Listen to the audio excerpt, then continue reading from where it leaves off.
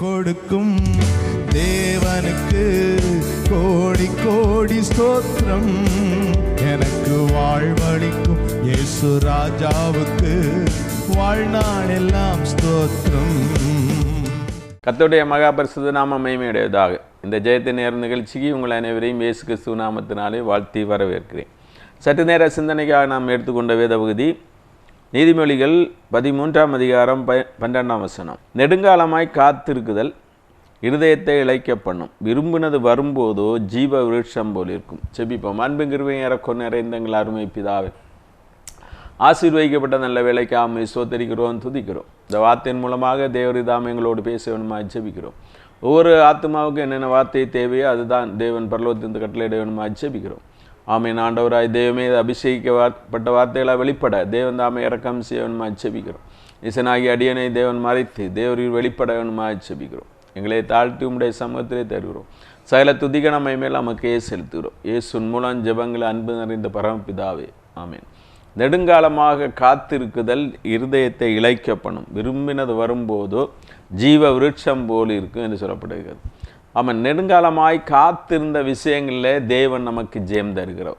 நெடுங்காலமாய் காத்திருக்கிற விஷயத்திலே இன்றைக்கு நம்ம பல காரியங்களுக்காக நெடுங்காலமாக காத்திருக்கலாம். அதில் தேவன் ஜெயத்தை தருகிற தேவன். அவர் உங்களுடைய எதிர்பார்ப்பை நான் நிறைவேற்றுவேன் அப்படின்னு சொல்கிறார். அது உங்களை பற்றி நான் நினைத்திருக்கிற நினைவுகள் நன்மைக்கு ஏதுவானவைகள், சமாதானத்துக்கு ஏதுவானவைகள், அவை தீமைக்கு ஏதுவானவைகள் அல்ல என்று தேவன் சொல்கிறார். எனவே நம்ம நெடுங்காலமாய் காத்திருந்து இளைத்து போகக்கூடாது, சோர்ந்து போகக்கூடாது, சோர்வில்லாமல் நம்ம இருக்கணும். அதுதான் தேவனுடைய சித்தம். நம்மளுக்கு வருகிற தோல்விகள், ஏமாற்றங்கள், இவற்றை தேவனுக்காக வைராக்கியத்தோடு எழும்புகிற காரியமாக நாம் எடுக்க வேண்டும். நமக்கு வருகிற தோல்விகளே நம்ம ஜெயம் எடுக்கிறவர்களாக இருக்கணும்.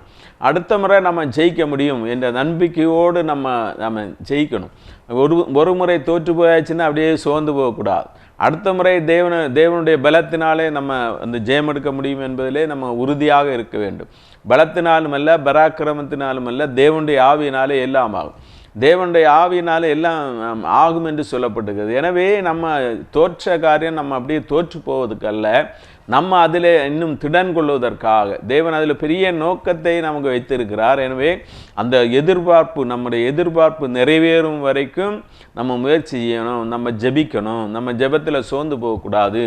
அப்படி நம்ம இருக்கும்போது தேவன் பலத்த காரியங்களை செய்கிறவராக இருக்கிறார். சில நேரங்களில் நம்ம எதிர்பாராத காரியங்களையும் நமக்கு ஆச்சரியமாக செய்வார்.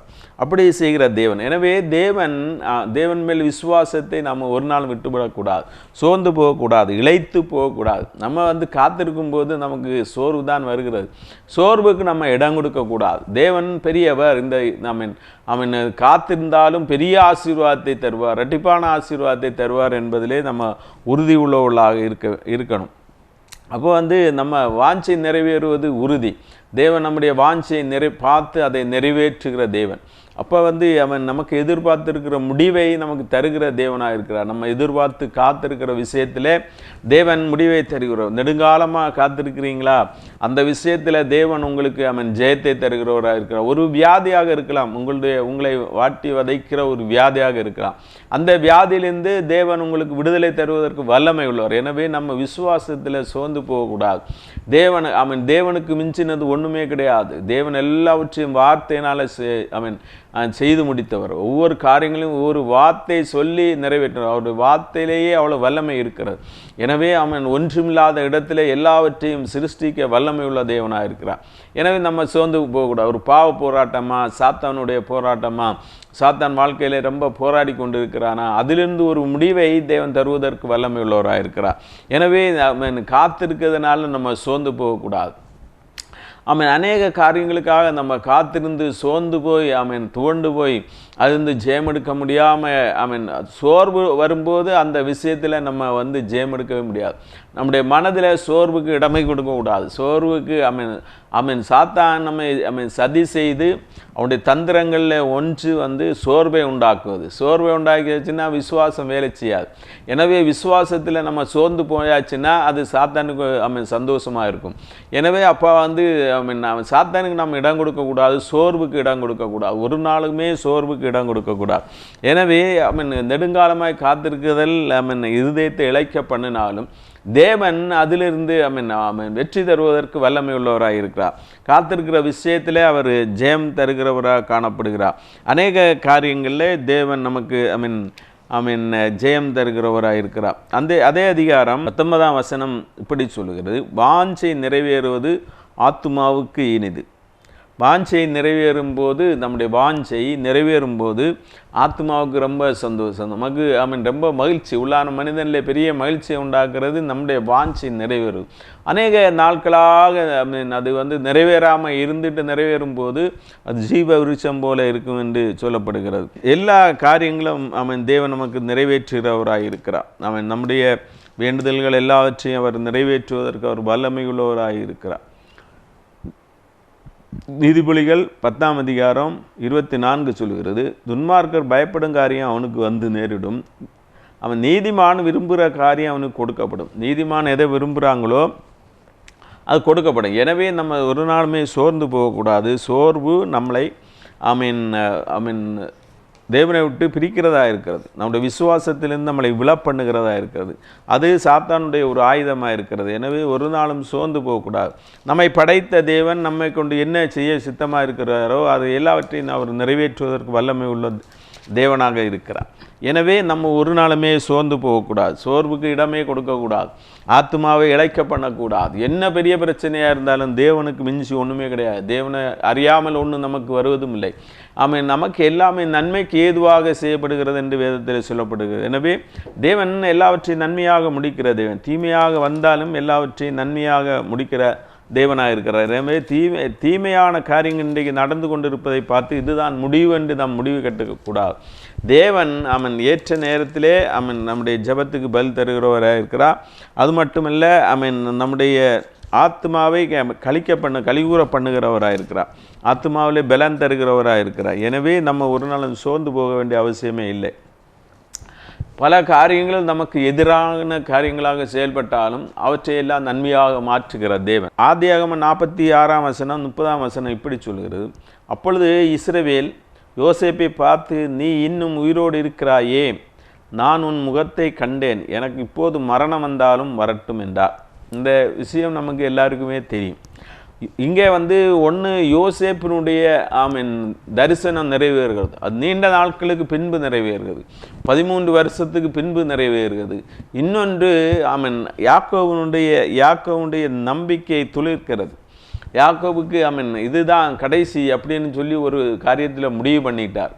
இனி ஒன்றுமே செய்ய முடியாது என்கிற காரியத்தில் அவர் முடிவு செய்த போது தேவன் அவரை திரும்ப உயிர்ப்பிக்கிறார். நம்ம ஆதியாகமத்தில் படிக்கும்போது யாக்கோபினுடைய மகன் யோசேப்பு கடைசியாக பிறந்தபடினாலே அவர் யாக்கோபு ரொம்ப நேசித்தார். யோசேப்பை ரொம்ப நேசித்தார். யோசேப்பு நல்ல பயபக்தி உள்ளவராக இருந்தார், விசுவாசம் உள்ளவராக இருந்தார், பாவத்துக்கு விலகி ஓடுகிறவராக இருந்தார். சின்ன பிராயத்திலிருந்தே பாவத்தை குறித்த ஒரு எச்சரிக்கை உணர்வு அவருக்கு இருந்தது. அவனுடைய சகோதரர்கள் செய்கிற பாவங்களை எல்லாம் அவங்க அப்பாட்ட சொல்லிட்டே இருந்தார். அதாவது பாவத்தின் மேல் ஒரு வெறுப்பு, பாவம் செய்யக்கூடாதுங்கிறதுலே ஒரு உறுதியான நம்பிக்கை உடையவராக இருந்தார். எனவே யோசேப்பு ஒரு நல்ல பையனாக இருக்கிறதுனால அப்பாவிடத்தில் ரொம்ப அட்டாச்மெண்ட், அப்பாவிடத்தில் ரொம்ப சிநேகமாக இருந்ததுனால அப்பாவும் யோசேப்போடு மிகுந்த அன்புள்ளவராக இருந்தார். அவருக்கு பல வர்ண ஆடையெல்லாம் தச்சு கொடுத்தார். இது அவருடைய சகோதரர்களுக்கு அவர் பொறாமை உண்டாக்குறதா இருந்தார். இதற்கு மகுடமாக அவர் 2 சொப்பனங்களை பார்க்குறார். ஒரு சொப்பனத்தில் ஒரே அரிக்கட்டுகள் இருக்குது. யோசேப்பும் அவருடைய சகோதரருக்கு எல்லாருக்கும் அரிக்கட்டு இருக்குது. யோசேப்புடைய அரிக்கட்டை அவருடைய சகோதரருடைய அரிக்கட்டு எல்லாமே வணங்குறது போல ஒரு தரிசனம், தேவன் கொடுத்த தரிசனம். நம்முடைய வாழ்க்கையிலே தேவன் தருகிற தரிசனத்தை குறித்து கரிசனை உள்ளவங்களாக இருக்கணும், ரொம்ப ஜாக்கிரதையாக இருக்கணும். எல்லாட்டையும் நம்முடைய தரிசனங்களை சொல்லக்கூடாது, சொன்னால் நமக்கு ஆபத்து உண்டாகும், அதை நம்ம அறிந்து கொள்ள வேண்டும். அடுத்து சூரியனும் சந்திரனும் 11 நட்சத்திரங்களை அவர் வணங்குவது போல ஒரு தரிசனம்.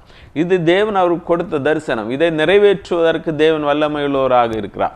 நம்முடைய வாழ்க்கையிலே தேவன் தேவன் தந்த வாக்குத்தத்தங்கள், தேவன் நம்மோடு பேசின காரியங்கள் எல்லாவற்றையும் தேவன் நிறைவேற்றுவதற்கு வல்லமை உள்ளவராக இருக்கிறார். அது ஏற்ற காலத்திலே அவர் தீவிரமாக செய்வார். எனவே அதை குறித்து நாம் சோர்ந்து போகக்கூடாது. ஏற்ற காலத்திலே தேவன் நம்மை உயர்த்தும்படியாக அவருடைய பலத்த கைக்குள்ளாக நம்ம அடங்கி இருக்கணும். அப்போ அது வரைக்கும் தேவன் நம்மை உயர்த்தும் வரைக்கும், தேவன் நம்முடைய காரியங்களை நிறைவேற்றும் வரைக்கும், தேவன் நமக்கு கொடுத்த வாக்குத்தத்தத்தை நிறைவேற்றும் வரைக்கும், தேவன் நமக்கு கொடுத்த தரிசனத்தை நிறைவேற்றும் வரைக்கும் பொறுமையோடு காத்திருக்கணும். தேவன் அந்த காரியங்களெல்லாம் ஏற்ற நேரத்தில் தீவிரமாக செய்வார். சின்னவன் ஆயிரமும் சிறியவன் பலத்த ஜாதியும் ஆவன், ஏற்ற காலத்தில் அது தீவிரமாக செய்வேன் என்று இயேசு சொன்னார். அந்த வேதத்தில் சொல்லப்பட்டிருக்கிறது. அவன் தீவிரமாக செய்கிற தேவன். விசுவாசத்தை விட்டுவிடக்கூடாது. எல்லா நன்மைக்கு ஏதுவாக செய்கிற தேவன். நம்முடைய காரியங்கள் நிறைவேறுவதற்கு குறித்த நேரத்தை தேவன் வைத்திருக்கிறார். அந்த காலத்திலே நிறைவேறும். இப்போ யோசேப்போடு யாக்கோபு மிகுந்த அன்புள்ளவராக இருக்கிறபடினாலே அவருடைய சகோதரர்கள் எல்லாம் பொறாமைப்படுறாங்க. அவங்க அவர் தரிசனத்தை குறித்தும் பொறாமைப்படுறாங்க. அப்போ ஒரு சந்தர்ப்பம் வருகிறது. யோசேப்புடைய சகோதரர் எல்லாம் ஆடு மேய்க்க போயிருக்காங்க. அப்போ அவங்க அப்பா அவங்கள விசாரிப்பதற்கு அவங்களுக்கு சாப்பாடெல்லாம் கொடுத்து யோசேப்பை அனுப்புகிறார். யோசேப்பு போய் பார்க்குறாரு. பார்த்த உடனே தூரத்தில் வரும்போதே அவங்க சொல்கிறாங்க, சொப்பனக்காரன் வர்றாரு, இவனை இன்னைக்கு கொலை செய்யணும். அப்போ அவனுடைய தரிசனம் எப்படி நிறைவேறுதுன்னு பார்ப்போம் அப்படின்னு சொல்கிறாங்க. சாத்தான் நம்முடைய வாழ்க்கையிலே குறுக்கே நின்று உன்னுடைய தரிசனம் எப்படி நிறைவேறும், தேவன் உனக்கு கொடுத்த வாக்குத்தத்தம் எப்படி நிறைவேறும் பார்க்கலாமே என்று சொல்லி அவன் பல விதமான தந்திரங்களை செய்து நம்முடைய தரிசனங்களை அதை முடக்குவதற்காக பார்க்கிறான். எனவே தரிசனங்கள் குறித்த நேரத்துக்காக வைக்கப்பட்டிருக்கிறது. அது நிச்சயமாக நிறைவேறும். அது தாமதித்தாலும் அது நிறைவேறும். எனவே நம்ம சோர்ந்து போகக்கூடாது, இளைத்து போகக்கூடாது. எனவே நம்ம தரிசனம் நிறைவேறும் வரைக்கும் நம்ம காத்திருக்கிறவர்களாக இருக்கணும். இப்போ யோசேப்பு உங்கள்கிட்ட வந்தாச்சு. வந்தோடனே கொலை செய்யணும்னு திட்டம் போடுறாங்க. ரூபன் எப்படியாவது காப்பாற்றணும், யோசேப்பை காப்பாற்றணும் அப்படின்னு சொல்லி காப்பாற்றுவதற்கு முயற்சி செய்கிறார். ரூபன் கொஞ்சம் இங்கே அங்கே போனோடனே யூதா ஒரு ஐடியா சொல்கிறார். அதாவது இவனை கொலை பண்ணாண்டா, இந்த குழியில் போட்டுருவோம் அப்படின்னு சொல்லி போட்டாங்க. போட்டுட்டு எகிப்திலிருந்து வியாபாரிகள் வரும்போது எகிப்துக்கு விற்று போடுறாங்க. விற்று அவர் போத்திபாருக்கு அவங்க விலைக்கு கொடுக்குறாங்க. அப்படி போத்திபாருடைய வீட்டில் அவருக்கு விசாரணைக்காரராக வர்றார். இப்போ இந்த சம்பவம் அப்படி நடக்கிறது. யாக்கோபுடைய பிள்ளைகள் எப்படிப்பட்டவங்கன்னு பாருங்கள். அந்த ஒரு ஆட்டை அடித்து அந்த பல வர்ண அங்கியை கலத்தி அந்த ஆட்டினுடைய ரத்தத்தில் தோய்த்து அவங்க அப்பாட்ட கொண்டு கொடுக்குறாங்க. இந்த இது நாங்கள் யோசிப்பு பார்த்தேன்னு அவங்க சொல்லலை. இந்த துணி மட்டும் கிடச்சிருக்கு, இந்த பல வர்ண அங்கி மட்டும் கிடச்சிருக்கு, இது உம்முடைய மகனுடையதான்னு பாரும். அப்போ ஒரு அப்பாட்ட சொல்லும்போது அப்பாவுக்கு எவ்வளோ வருத்தம் இருக்கும், எவ்வளோ கஷ்டம் இருக்கும், அதை கூட ஒன்றுமே அவங்க பார்க்கலை. அவங்க நினச்சி கூட பார்க்கல. அப்பா எவ்வளோ கஷ்டப்படுவார், இதனால் அப்பாவுடைய மனம் எவ்வளோ வருத்தப்படும். இந்த உலகம் மிகவும் கடினமான உலகம். நம்ம ஜீவிக்கிற உலகம் அடுத்தவங்களை பற்றி யோசிக்கவே செய்யாது. அடுத்தவங்களை மனம் எவ்வளோ கஷ்டப்படும் அதை பற்றி யோசிக்கவே செய்யாது. அப்படிப்பட்ட உலகத்தில் நம்ம ஜீவித்து கொண்டு இருக்கிறோம். அதுவும் இந்த கடைசி நாட்கள் மிகவும் கொடுமையான நாட்களாக இருக்கிறது. எனவே அந்த காலத்தில் அப்போதே இந்த விஷயம் இருந்திருக்கு. யோசேப்புடைய சகோதரர்கள் அந்த யோசேப்புக்கு மேலே பொறாமை, எரிச்சல், கோபம் இதையெல்லாம் வச்சுக்கிட்டு எப்படியாவது யோசேப்பை அமிழ்த்து போடணும், இவனுடைய தரிசனம் எப்படி நிறைவேறுதுன்னு பார்ப்போம் அப்படின்னு சொல்லி யோசேப்பை விற்று போட்டாங்க. விற்று போடும்போது யோசேப்பை விற்று அவர் எகிப்துக்கு போயாச்சு. ஆனால் அப்பாவிடத்தில் சொல்லும்போது நேரே மாற்றி சொல்லிட்டாங்க. அப்பாவோட இருதயம் எவ்வளோ வேதனைப்படும் என்பதை கூட அவர்கள் யோசித்து பார்க்கலை. இப்போ அவர் அப்பா ரொம்ப உடஞ்சி போயிட்டாருன்னு சொல்லுவோம்ல, அதே மாதிரி உடஞ்சி போயிட்டார். எல்லார்ட்டும் ஏங்கி போயிட்டார். நம்ம மகன் போயிட்டானே, இனி எப்படி மகனை பார்க்க முடியாது அப்படின்னு சொல்லி அவர் மிகுந்த கவலையோடு இருக்கிறார். எல்லோரும் ஆறுதல் சொல்கிறாங்க. இந்த தந்திரத்தை செய்த அந்த சகோதரர்களும் ஆறுதல் சொல்கிறாங்க.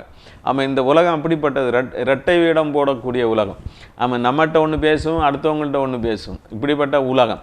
எனவே அந்த அவங்க அப்படி சொல்கிறாங்க. அப்படி வந்து அப்பாவுக்கு ஆறுதலும் சொல்கிறாங்க, உண்மையை மறைக்கவும் செய்கிறாங்க. இப்படிப்பட்ட ஒரு பொல்லாத உலகத்தில் நம்ம ஜீவித்து கொண்டு இருக்கணும். அப்போ வந்து இயேசு நமக்கு எல்லாவற்றுக்கும் எல்லாமா இருக்கிறார். இவர் வந்து அவர் ஒரு ஆறுதலே அடையலை, அவங்க அப்பா ஆறுதலே அடையலை. அதை பற்றி யோசேப்பினுடைய சகோதரர் கவலையும் படலை. அப்படிப்பட்ட உலகம் அப்படி தான் இந்த உலகம் இன்றைக்கும் போய் கொண்டு இருக்கிறது. எனவே அந்த யோசேப்பினுடைய சகோதரர்லாம் அப்படி செஞ்சிட்டாங்க. அவர் வந்து ஒரு ஆறுதல் அடையாமல் இருக்கிறார். இப்போ இது வந்து நடந்து பல வருஷங்கள் ஆகிட்டே இருக்குது. அவருடைய இருதயத்தில் அந்த காயம் அப்படியே இருக்குது. அது கொஞ்சம் கொஞ்சமாக ஆறிட்டு வந்திருக்கலாம். காலம்தான் அதுக்கு பதில் சொல்லும். எனவே ஒரு விஷயம் நம்முடைய வாழ்க்கையில் வந்தாலும் நம்முடைய இருதயத்தில் அதனுடைய பாரம் கொஞ்சம் கொஞ்சமாக குறையக்கூடிய இயற்கையாக தேவன் அதை வச்சிருக்கிறார். நம்ம வந்து எந்த பாரத்தையும் நம்முடைய இருதயத்தில் வைக்கக்கூடாது. தேவன் சொல்லுகிறார், நீங்கள் ஒன்றுக்கும் கவலைப்படாமல் உங்களுடைய விண்ணப்பங்களை ஸ்தோத்திரத்தோடு கூடிய ஜெபத்தினாலும் வேண்டுதலினாலும் தேவனுக்கு தெரியப்படுத்துங்கள். அப்பொழுது எல்லாத்துக்கும் மேலான தேவ சமாதானம் உங்களுடைய இருதயங்களையும் சிந்தனைகளையும் கிறிஸ்து இயேசுக்களாக காத்துக்கொள்ளும். எனவே நம்ம ஒரு நாளும் கவலையில் மூழ்கி போகக்கூடாது. உங்களுக்கு இருக்கிற பிரச்சனையை தேவனுடைய சமூகத்தில் கொண்டு வரும்போது தேவனுடைய பரிசுத்த ஆவியானவர் அவர் தேற்றரவாளராக இருக்கிறார். இயேசு நம்மை தேற்றுகிறார். இயேசுடைய வசனம் நம்மை தேற்றுகிறது. எனவே நம்ம வேதத்தை படிக்கணும், இயேசுடைய பாதத்தில் காத்திருந்து ஜெபிக்கணும். நம்முடைய எல்லாவற்றுக்கும் ஆறுதல் அவர் தான் காரணமாக இருக்கிறார். எனவே நம்ம கவலைப்பட்டு கலங்கி போகக்கூடாது. எல்லா கவலையும் சிலுவையில் ரத்தம் சிந்தி நம்முடைய பாடுகளை ஏற்றுக்கொண்டு நம்முடைய துக்கங்களை சுமந்த இயேசுடைய பாதத்தில் வச்சிடணும். நம்ம ஒன்றுமே சுமந்து செல்லக்கூடாது. நம்ம சுமக்க முடியாத பாரங்களை எல்லாம் சிலுவையில் அண்டையில் கொண்டு வச்சிட வேண்டியதான். எனவே அப்படி அவர் வந்து கொஞ்சம் தேர்தல் அடைஞ்சு வந்திருப்பார். இப்போ வந்து தேவன் ஒரு திட்டத்தோடு தான் நம்ம யோசேப்பை எகிப்து கொண்டு போகிறார். எகிப்து கொண்டு போகும்போது தான் யோசேப்பினுடைய தரிசனம் நிறைவேறும். நம்முடைய வாழ்க்கையிலே நம்ம எதிர்பாராத சம்பவங்கள் நடக்கும்போது அதுக்காக நம்ம கவலைப்படக்கூடாது. யோசேப்பு உறுதியாக இருந்திருப்பார். யோசேப்பு அந்த தரிசனம் நிச்சயமாக நிறைவேறும் என்பதிலே உறுதியாக இருந்தார். அவர் அங்கே எகிப்தில் போய் தன்னுடைய மனம் போன போக்கில் அவர் ஜீவிக்கல. தேவனுக்கு பயந்தவராக ஜீவித்தார். தேவன் பாவத்தை விட்டு விலகி ஓடுகிறவராக இருந்தார். நம்முடைய வாழ்க்கையில் பாவத்துக்கு இடம் கொடுக்கக்கூடாது. பாவம் நெருங்கி நம்மை சூழ்ந்திருக்கலாம். நம்ம பக்கத்தில் தான் பாவம் இருக்கலாம், பாவம் நம்மை அழைக்கலாம். ஆனால் நம்ம பாவத்துக்கு இடம் கொடுக்கக்கூடாது. சாத்தான் நம்மை நெருக்கி கொண்டிருக்கலாம், பாவத்தில் விழத்தள்ளுவதற்காக சாத்தான் நெருக்கி கொண்டிருக்கலாம். இருந்தாலும் தேவனுக்கு உகந்தவளாக, தேவனை கனப்படுத்துவர்களாக, தேவனை பிரியப்படுத்துவர்களாக, தேவனுக்கு உகந்தவளாக நம்ம ஜீவிப்பது அவசியமாக இருக்கிறது. இந்த உலகத்திலே சாத்தான் நம்மை பாவத்திலே தள்ளினாதான் தேவனை விட்டு பிரிக்க முடியும் என்பது அவனுக்கு தெரியும். அப்படி இருக்கும்போது தேவன் தான் நம்மை விடுவிக்கிறவராக இருக்கிறார். எனவே நம்ம எப்போதும் தேவனுக்கு பயந்திருக்கணும். சாத்தானுக்கு நாளிலேயே செவி கொடுக்கிறவர்களாக இருக்கக்கூடாது. அப்படி இருந்தார். யோசேப்பு அவருடைய தரிசனத்தை குறித்து நிறைவேறு என்கிற நம்பிக்கையோடு இருந்தார். எங்கே போனாலும் யோசேப்பு கொண்டு போகிறது தேவனை தான் அவரோட கூட கொண்டு போவார். தேவன் அவரோட கூட இருந்தபடினாலே அவருடைய காரியங்கள் எல்லாம் ஜெயமாக இருந்தது. நம்முடைய காரியங்கள் எல்லாம் ஜெயமாக மாறுவதற்கு தேவனை நம்முடைய முன்பாக வைத்திருக்கணும். எப்போதும் தேவனை நமக்கு முன்பாக வைத்திருக்கணும். தேவனை தேவ பயத்தோடு நம்ம ஜீவிக்கிறவர்களாக இருக்கணும். எனவே நம்முடைய பாவத்தை விட்டு விலகி ஓடுகிறவர்களாக இருக்கணும். அப்படி இருக்கும்போது தேவன் நமக்கு உதவி செய்கிறவராக இருக்கிறார். இங்கே யோசேப்புடைய வாழ்க்கை அங்கே பெரிய அளவில் மாறிப்போச்சு. அங்கே யோசேப்பு பார்வோனுக்கு அடுத்தபடியாக இருக்கிறார். பார்வோனுக்கு அடுத்தபடியாக யோசேப்பு பெரிய அதிபதி ஆகிட்டார். எகிப்தில் பெரிய அதிபதி ஆகிட்டார். அப்போ யோசேப்பு அப்படி மாறுறதுனால அங்கே பெரிய அதிபதி அந்தஸ்தில் அவர் இருக்கும்போது தான் அங்கே பெரிய வறட்சி உண்டாகிறது. கானான் தேசத்திலேருந்து அவருடைய சகோதரர்கள்லாம் அங்கே அவங்களுக்கு தானியம் கொள்ள போகிறாங்க. யோசேப்பு அவரை வெளிப்படுத்தி உங்கள் அப்பாவை கூட்டிகிட்டு வாருங்கன்னு சொல்கிறாரு. அப்படி யோசேப்பு தன்னை வெளிப்படுத்தி அவங்க அப்பாவை அங்கே எகிப்துக்கு கூட்டிகிட்டு வாருங்க. இன்னும் மொத்தம் 7 வருஷம் பஞ்சம் இருக்குது, அதில் 2 வருஷம் ஓடிட்டு இன்னும் 5 வருஷம் பஞ்சம் இருக்குது, அதனால் அப்பாவை கூட்டிகிட்டு வாருங்க அப்படின்னு சொல்லார். ஆதியாகமம் 45 அதிகாரம் 27 வசனம். அவர்கள் யோசேப்பு தங்களுடைய சொன்ன வார்த்தைகள் யாவையும் அவனுக்கு சொன்ன போதும் தன்னை ஏற்றி கொண்டு போகும்படி யோசேப்பு அனுப்பின வண்டிகளை அவன் கண்டபோதும் அவளுடைய தகப்பனாகிய யாக்கோபின் ஆவி உயிர்த்தது. அப்பொழுது இஸ்ரவேல், என் குமாரனாகிய யோசேப்பு இன்னும் உயிருடனே இருக்கிறானா? இது போதும், நான் அவன் மரணமடையும் முன்பே போய் அவனை பார்ப்பேனார். அப்போ வந்து அதாவது யோசேப்பை பற்றி சொல்கிறாங்க. 26ஆம் வசனம் அப்படி சொல்லுகிறது, யோசேப்பு உயிரோடு இருக்கிறான், அவன் எகிப்து தேசத்துக்கெல்லாம் அதிபதியாக இருக்கிறான் என்று அவனுக்கு அறிவித்தார்கள். அவன் இருதயம் மூர்ச்சை அடைந்தது, அவன் அவர்களை நம்பவில்லை. இப்போ நம்பல, ஏற்கனவே ஒரு பொய் சொல்லியில் ஏமாற்றி வச்சுருக்காங்க, அவனை கொலை பண்ணிட்டோம், ஏதோ ஒன்று மிருகம் அவனை கொலை பண்ணிட்டு அவனுக்கு துணை அதாவது அவருடைய பலவண்ண அங்கேயே மட்டும்தான் பார்த்தோம், அதை எடுத்துகிட்டு வந்திருக்கோன்னு சொல்லி ஏமாற்றி வச்சுருந்தாங்க. இப்போ எகிப்தில் யோசேப்பு உயிரோடு இருக்கணும்னு சொன்னால் அவர் நம்பவே முடியல, மூர்ச்சை அடைந்தார்னு சொல்லியிருக்கு. அப்போ யோசேப்பு அவர்கிட்ட பேசின வார்த்தைகளை சொல்கிறாங்க, அப்பாவை கூப்பிட்டுவாங்க, இங்கே நமக்கு நல்ல நம்ம இடத்துல நம்ம குடியிருக்கலாம், பஞ்சம் நீங்கி நம்ம பிழைக்கலாம், நம்முடைய வாழ்க்கை ஆசீர்வதிக்கப்படும், இன்னும் மென்மேலும் உயர்த்தப்படும்.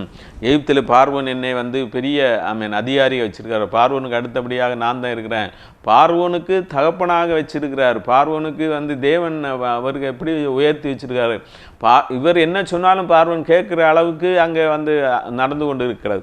தேவன் பெரிய தேவன், நம்மை உயர்த்துகிற தேவன், நம்மை உயர்த்துவது தான் அவருக்கு சந்தோஷமான காரியம். அவன் சாத்தான் பல தடைகள் நம்முடைய வாழ்க்கையில் கொண்டு வந்தாலும் நம்மை அவர் உயர்த்துவார்.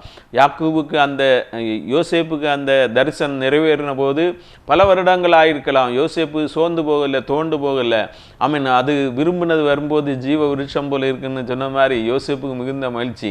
வாழ்க்கையில் எங்கே அடிபட்டாச்சு, போத்திபார் வீட்டில் அடிபட்டாச்சு, அங்கே ஜெயிலில் அடிபட்டாச்சு, எல்லாம் வாழ்க்கையே கஷ்டமாக இருக்கிறது என்று நம்ம நினைத்து கொண்டு இருக்கும்போது எதிர்பார்த்திருக்கிற முடிவை தருவதற்கு தேவன் ஆயத்தம் உள்ளவராக இருக்கிறார். அவரை நம்ம விசுவாசித்தா மட்டும் போது, நம்ம ஒரு நாள் சோர்ந்து போகாமல் இருந்து தேவனிடத்தில் உறுதியாக இருக்கும்போது அவர் ஒரு நன்மையும் குறைவிடாமல் பாதுகாத்துக் கொள்வார். சிங்கக்குட்டிகள் தாழ்ச்சி அடைந்து பட்டினியாக இருக்கும், கர்த்தரை தேடுகிறவர்களுக்கு ஒரு நன்மையும் குறைவிடாது. அவர் சிறியவனை புழுதியிலிருந்து உயர்த்துகிற தேவன், உயர்த்தி சிங்காசனங்களை உட்கார வைக்கிற தேவன். எனவே எல்லாரும் சொன்னோன்னே யாக்கோவுக்கு பெரிய உயிர் யாக்கோவு நினைச்சே பார்க்கல. நம்முடைய வாழ்க்கையில் நம்ம நினைச்சு பார்க்காத அளவுக்கு பெரிய ஆசீர்வாதங்களை தேவன் செய்ய வல்லமை உள்ளவராக. ஒருவேளை இன்றைக்கு தாமதித்து கொண்டு இருக்கலாம், தாமதித்தாலும் அவர் நிறைவேற்ற வல்லமை உள்ளவராக இருக்கார். தாமதித்தாலும் நிச்சயமாகவே நிறைவேறும். நம்மை குறித்த வாக்கு தத்தங்கள் எல்லாம் தாமதித்தாலும் அது நிறைவேறும். நம்ம யாக்கோபு அவருக்கு ஆவியை உயிர்த்துட்டு ஒன்றுமே இது வாய்ப்பே இல்லை, இனி யோசேப்பை நம்ம பார்க்கறதுக்கு வாய்ப்பே போது யாக்கோபை தேவன் நீதிமானுடைய சந்ததிகளை ஆசீர்வதிக்கிற தேவன், நீதிமானை அவர் துக்கப்படுத்துகிற தேவன் அல்ல. நீதிமானுக்கு சந்தோஷம், நீதிமானுக்கு விரும்புகிற காரியம் அவனுக்கு கொடுக்கப்படும். யோசேப்பை நான் ஒரு முறையாக பார்க்க மாட்டேனா அப்படின்னு அவர் ஏங்கியிருப்பார். அதையெல்லாம் தேவன் நிறைவேற்றிட்டார். யோசேப்பை பார்க்க வச்சார். அவனுடைய அவன் வண்டியெல்லாம் அனுப்பியாகும் இங்கே பெரிய ராஜா மாதிரி அங்கே போகிறார். யாக்கோபு பெரிய ராஜா, அவர் நினச்சே பார்த்துருக்கோம். அவருடைய வாழ்க்கை எவ்வளோ பெரிய அற்புதம் நடக்குமான்னு ஒரு நாள் அவர் நினச்சி பார்த்துருக்காரு. அந்த அளவுக்கு பெரிய ஆசீர்வாதத்தை தேவன் கொடுத்து யாக்கோபை திரும்ப எகிப்துக்கு கொண்டு போய் அங்கே அவனுடைய மகனை காண வச்சு அவனுடைய மகனோடு அவர் மகனுடைய உயர்வை பார்த்து அவனுடைய ஆசீர்வாதத்தை பார்த்து மகிழும்படியாக செய்தார். நம்முடைய வாழ்க்கையில் இன்றைக்கு போய்கொண்டு இருக்கிற காரியங்கள் எல்லாம் மாறும். நம்ம கடந்து வந்த பாதைகளை நினைத்து நம்ம தேவன் எவ்வளோ ஆச்சரியமாக நடத்தி இருக்கிறார் என்பதை நினைத்து ஒவ்வொரு நாளும் தேவனுக்கு நன்றி செலுத்துவர்களாக இருக்கும்போது மென்மேலும் நம்மை ஆசீர்வதித்து உயர்த்துகிற தேவன். அந்த ஆசீர்வாதத்து உயர்வுக்கு அளவே இருக்கா. அப்படி பல காரியங்களில் நம்ம சோர்ந்து போயிருக்கும்போது நம்ம சோர்வுக்கு இடம் கொடுக்காம தேவனையே நம்பி இருக்கும்போது தேவன் நம்மை ஆசீர்வதிக்கிற தேவனாக இருக்கிறார். கடந்து வந்த பாதைகளை திரும்பி பார்க்கிறேன், கண்ணீரோடு கர்த்தாவே நன்றி சொல்கிறேன். கடந்து வந்த பாதைகளை திரும்பி பார்க்கிறேன், கண்ணீரோடு கர்த்தாவே நன்றி சொல்கிறேன். நன்றி சொல்கிறேன், நான் நன்றி சொல்கிறேன், நன்றி சொல்கிறேன், நான் நன்றி சொல்கிறேன். அப்பா உமக்கு நன்றி, ராஜா உமக்கு நன்றி. அப்பா உமக்கு நன்றி, ராஜா உமக்கு நன்றி. அநாதையாய் அலைந்தேன் நான் திரிந்தேன் ஐயா, அநாதையாய் அலைந்தேன் நான் திரிந்தேன் ஐயா. அழாதே என்று சொல்லி அணைத்தீரையா, அழாதே என்று சொல்லி அணைத்தீரையா. அப்பா உமக்கு நன்றி, ராஜா உமக்கு நன்றி, அப்பா உமக்கு நன்றி, ராஜா உமக்கு நன்றி. எதிராய் வந்த சூழ்ச்சிகளை முறியடித்தீரே, எதிராய் வந்த சூழ்ச்சிகளை முறியடித்தீரே.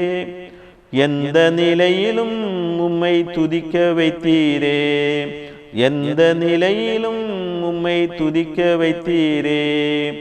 அப்பா உமக்கு நன்றி, ராஜா உமக்கு நன்றி, அப்பா உமக்கு நன்றி, ராஜா உமக்கு நன்றி. பாடுகளை சுமந்து செல்ல பலன் தந்தீரே, பாடுகளை சுமந்து செல்ல பலன் தந்தீரே.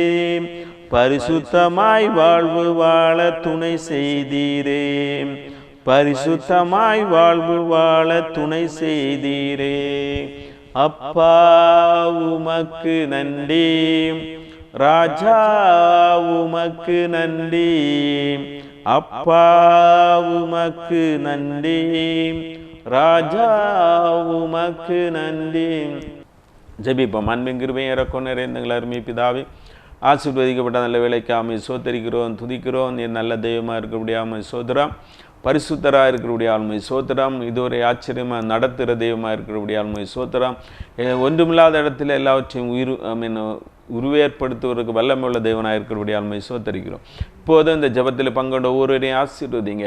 அப்பாமே நாளெலுயா சோத்திரம். நெடுங்காலமாய் காத்திருக்கிறது இருதயத்தை இழைக்கப்படினாலும் தேவன் நாங்கள் விரும்பினதை தரும்போது அது ஜீவ விருட்சம் போல இருக்கிறது. ஆமீன். எங்களுடைய வாஞ்சைகளை நிறைவேற்றுகிற தேவனாக இருக்கிறபடி ஆமை சோத்திரம். இந்த ஜபத்தில் பங்கொண்ட ஊருடைய வாஞ்சைகளை தேவன் தாமை நிறைவேற்ற வேணுமாக ஜபிக்கிறோம். உடைய வாக்கு தத்தங்களை நிறைவேற்ற வேணுமாக ஜபிக்கிறோம். தரிசனங்களை நிறைவேற்ற வேணுமாக ஜபிக்கிறோம். இப்போ ஒன்றுமில்லை இனி அவ்வளவுதான் என்று சொல்லக்கூடிய இடத்துல எல்லாவற்றையும் செய்ய வல்லமுள்ள தெய்வமாக இருக்கிறபடியா ஆமை சோத்திரம். வியாதோடு இருக்கிறவர்களுக்கு தேவன் தாமே நல்ல சுகத்தை கொடுங்க, பலனை கொடுங்க, ஆரோக்கியத்தை கட்டளையிட வேணுமா ஜெபிக்கிறோம். பலவீனத்தோடு இருக்கிறவருடைய பலவீனங்களை தேவன் தாமே நீக்கி போடணுமா ஜெபிக்கிறோம். சாத்தானுடைய கட்டில் இருக்கிறவர்களை விடுதலையாக்க வேணுமா ஜெபிக்கிறோம். பாவக்கட்டில் இருக்கிறவர்களுக்கு விடுதலை கொடுக்கணுமா ஜெபிக்கிறோம். சமாதானம் இல்லாதமில் இருக்கிறவர்களுக்கு தேவன் தாமே சமாதானத்தையும் சந்தோஷத்தையும் பல்லவத்தையும் கட்டளையிட வேணுமா ஜெபிக்கிறோம். நிறைவான ஆசீர்வாதங்களையும் நன்மைகளையும் கொடுக்க வேணுமா ஜெபிக்கிறோம். உம்மால் ஆகாத காரியம் ஒன்றுமில்லை. நீங்கள் தாமே பெரிய காரியங்களை செய்யணுமா ஜெபிக்கிறோம். கத்தா ஆமை என்னென்ன காரியங்களுக்கு ஜெபிக்கிறார்களோ எல்லாவற்றையும் தேவன் தாமே நிறைவேற்றி கொடுக்க வேணுமா ஜெபிக்கிறோம். அவன் நிறைவான ஆசீர்வாதங்களை எல்லாரும் கட்டளையிட வேணுமா ஜெபிக்கிறோம். ஆமீன். ஆண்டவரே நம்ம விதவைகளையும் திக்கிட்ட பிள்ளைகளையும் தேவன் தாமை ஆதரிக்க வேணுமா ஜெபிக்கிறோம். அவளை ஆசீர்வதித்து வழி நடத்த வேணுமா ஜெபிக்கிறோம். எங்களை ஒன்றுமில்லை கத்தா, எங்களை தாழ்த்தி உடைய சமூகத்திலே தருவோம். சகல துதிகனமை மேலமக்கையே செலுத்துகிறோம். இயேசுவின் மூலம் ஜெபங்கள் அன்பு இறந்த பரமபிதாவே. ஆமென். ஜெயம் கொடுக்கும் தேவனுக்கு கோடி கோடி ஸ்தோத்திரம். வாழ்வழிக்கும் இயேசு ராஜாவுக்கு வாழ்நாள் எல்லாம் ஸ்தோத்திரம். ஜெயம் கொடுக்கும் தேவனுக்கு கோடி கோடி ஸ்தோத்திரம்.